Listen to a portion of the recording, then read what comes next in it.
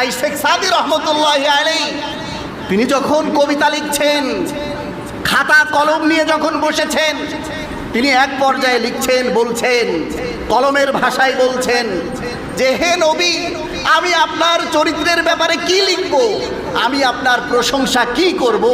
স্বয়ং আল্লাহ রাব্বুল আলামিন তিনি তো আপনার চরিত্রের ব্যাপারে লম্বা চওড়া কোনো ওয়ার্ড ব্যবহার করে নাই, সেন্টেন্স ব্যবহার করে নাই।